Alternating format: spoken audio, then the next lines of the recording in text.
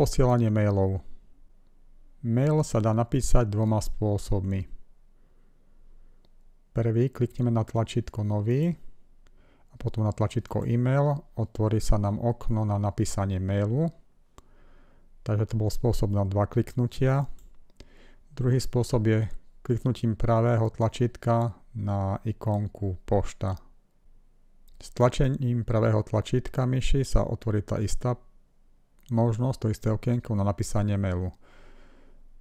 Predvolené mám ja, že sa mi zobrazí takáto možnosť, napísať príjemcu, to znamená, že komu to odosielam, a napísať predmet. Ak chcem mať viac možností, stlačam toto tlačítko, zobrazí všetky položky, po stlačení sa tu pribudli ďalšie veci, ešte kopia, komu môže ísť, a skrytá kopia.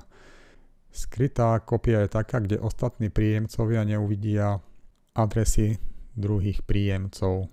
Odporúčam používať, ak je tých príjemcov viacej a nemali by o sebe vedieť.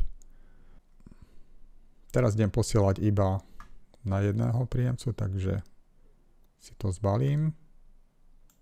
Do okienka príjemca sa píše mailová adresa príjemcu. Tu je napísané. Mailovú adresu začnem písať. Ono automaticky to doplňa. STA, všetko, čo je STA. STAN, staní, a už mám tu iba tieto možnosti. Dám to na 2 adresy, obidve sú moje. Toto doplňanie robí z databázy kontaktov alebo taktiež z odoslaných mailov. Takže ak ste už niekomu nejaký mail odoslaný, tak systém si to pamätá a nemusíte písať celú mailovú adresu, doplní to za vás.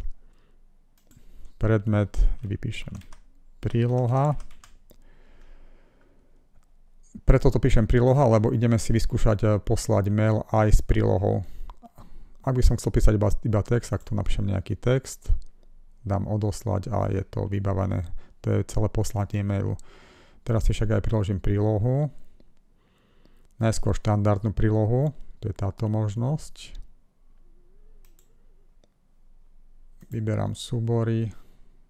Ja už tu mám pripravené nejaké prílohy, rôzne sú to videa, obrázky, PDF-ka, Wordový dokument, Excelovský dokument.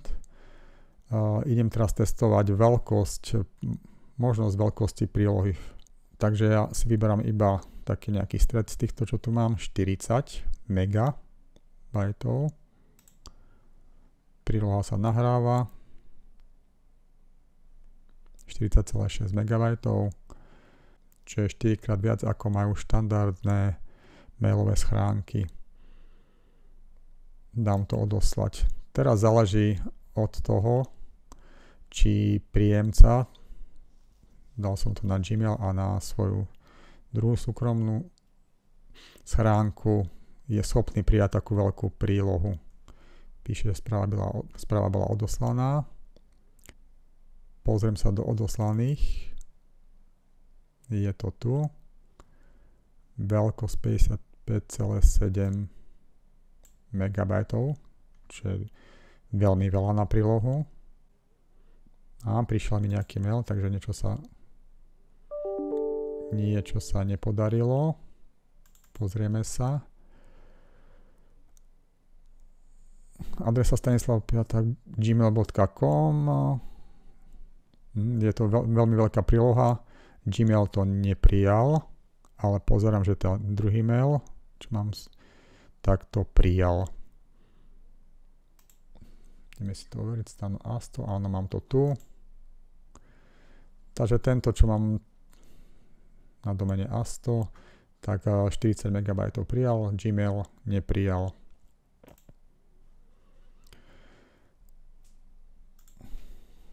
Toto znamená, že pomocou systému IceWarp nie sme obmedzení na posielanie prílohy, čo sa týka veľkosti. Dajú sa poslať veľmi veľké prílohy, nie je potrebné ako v iných mailových schránkach rozdielovať mail na niekoľko častí alebo posielať niekoľko mailov. kvôli veľkosti prílohy. Mailových schránok je strašne veľa, rôznych druhov. Je ťažko vedieť, že kto akú veľkú prílohu vie prijať. Do tých 10 MB by to nemal byť problém, nad 10 je to už otázne, ktorá schránka čo vie prijať. Aby sme s určitosťou odoslali aj veľké prílohy, umožňuje Icewarp poslať prílohu aj ako odkaz. Takže ukážem. Pravým tlačítkom klikám na mail, idem písať nový mail, znova tých istých odosielateľov.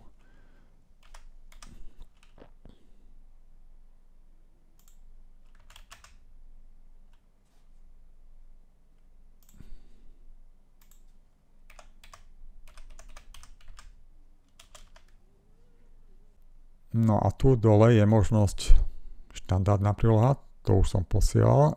A teraz to pošlem prílohu ako odkaz.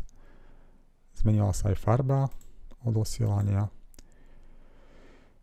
Odoslanie prílohy ako odkaz znamená, že do mailu sa nahrá iba textová informácia, kde sa tá príloha nachádza. Takže ja tam pridám prílohu a tentokrát tam dám všetko, čo tu mám. Dá sa prílohy, nemusíme po jednom vyberať, môžeme to všetko označiť. Označil som a dávam otvoriť, takže je tam veľa súborov rôznych, ako som hovoril, obrázky, videá, Wordový dokument, Excelovský dokument, PDF-ko. No tu si chvíľku počkáme, lebo toto video je veľmi veľké, 224 MB, nahráva sa. Tieto všetky prílohy sa nahrávajú na cloud, do priestoru môjho účtu. To potom neskôr ukážem. Takže máme. Všetko je nahraté. Dám to odoslať, ale ešte predtým ukážem, že toto je možné, keď posláme prílohu takýmto spôsobom ako odkaz.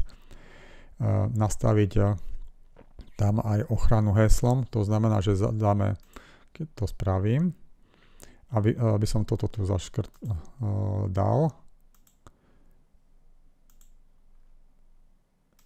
Vypíšem tu nejaké heslo a až po zadaní tohto hesla by sa prijímateľovi otvorila príloha. Ja to teraz nebudem robiť. Toto odporúčam, ak sa to je dokonca povinnosť posielať takto prílohy, ak sú v prílohách osobné údaje. Takže veľmi ľahko tak sa dajú poslať maily, netreba nejaké ďalšie riešenie tretej strany. Taktiež sa tu dá nastaviť, že kedy ten odkaz, ktorý pošleme, skončí platnosť. Ja to teraz neurobím. Takže dávam odoslať správu. Pozriem sa do odoslaných. Správa bola odoslaná. Tak, je to tu. Ako vidno, aj keď som tam dal veľa príloh, tak veľkosť mailu je iba 24,5 KB, lebo prílohy sú robené ako odkaz. Pozrieme sa, ako to vyzerá na strane doručiteľa. Takže tu mám. Takže takto vyzerá ten doručený mail. Prílohy sú ako odkazy, sú tu aj veľkosti týchto príloh. Stiahnem si niektorú, napríklad tento obrázok, klikám ľavým tlačítkom, zobrazí sa náhľad toho obrázku a možno stiahnuť si ho. Stiahujem si ho, stiahol sa mi do priečinku stiahnuté súbory. A takto si ten dotyčný človek môže postiahovať všetky prílohy. Skúsim ešte nejaký iný typ súboru, ako to vyzerá. Video.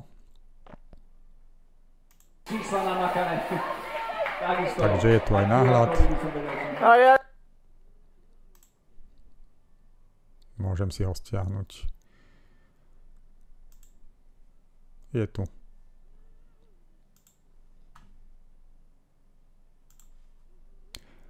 Takže takým spôsobom sa dajú odoslať aj veľmi veľké prílohy. Ak chceme trošku uľahčiť prácu, človeku, komu posielame tú prílohu, tak môžeme toto všetko zbaliť do jedného súboru pomocou nejakého zipovacieho programu a príde iba jeden veľký súbor, ktorý si on potom jedným kliknutím vie stiahnuť a následne rozbaliť. Tieto prílohy sa nahrali do môjho účtu v možnostiach súbory a dokumenty. Upload. Takže tu sú všetky tieto prílohy. Ak tieto súbory zmážem, ktoré tu mám, tak odkaz, ktorý má ten človek v maili, už nebude platný, nebude si môcť stiahnuť tú prílohu. Vyskúšam zmazať nejakú prílohu a ukážeme si, čo sa stane na strane príjemcu. Takže napríklad túto predstavovačku. OK. Aj toto let up short. A dáme tomu, že aj toto video. Finish. Súbory, ktoré sú nahrané v časti súbory a dokumenty, zaberajú nejaký priestor. Celkový priestor je 1 terabajt, takže je to veľmi veľký priestor, tak rýchlo sa nedá zaplniť.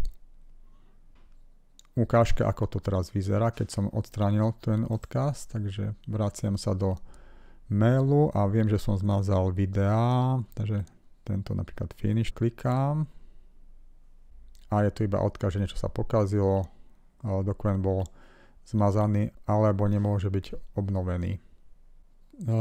Tieto prílohy majú rôzne možnosti sledovanie, to znamená, že si viem pozrieť, či už si niekto tú prílohu pozrel, kopírovať odkaz, ten odkaz potom môžeme ďalej poslať niekomu, bez toho, že by sme na novo nahrávali súbor. Môžeme vyzdieľať si ten súbor niekomu inému, stiahnuť si to, alebo pripnúť na plochu, túto hlavnú, alebo odstrániť. Ja som si pozrel, myslím, že toto, otvoril tento odkaz, takže tak dám sledovanie.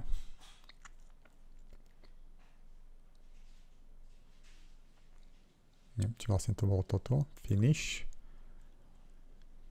A ukázalo mi, že si to niekto už pozrel a kedy si pozrel túto prílohu.